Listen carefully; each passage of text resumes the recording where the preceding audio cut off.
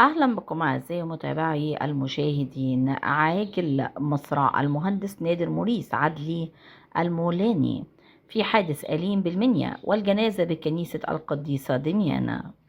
شهدت محافظة المنيا حالة من الحزن الشديد عقب وفاة المهندس نادر موريس عدلي المولاني، الذي وافته المنيا إثر حادث مأساوي في واقعة أثارت صدمة واسعة بين أسرته وأصدقائه وكل من عرف عن قرب.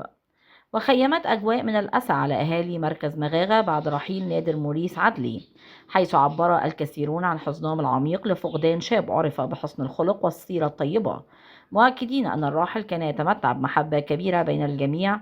وأشار مقربون إلى أن نادر موريس عدلي كان مثالا للشخص المحترم، وترك أثرا طيبا في نفوس من تعاملوا معه، مما جعل خبر وفاته مؤلما ومفاجئا للجميع.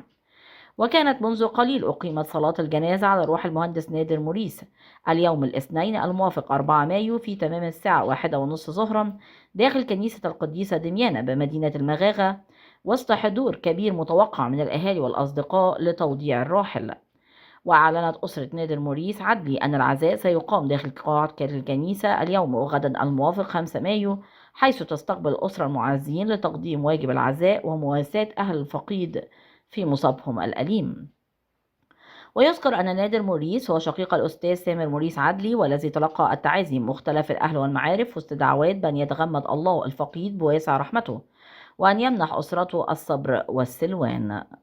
من فضلك لا تنسى الاشتراك في القناة، تفعيل الجرس على وضع الكل، وعمل لايك ليصلك دائما وأبدا كل جديد من القناة. شكرا لكم.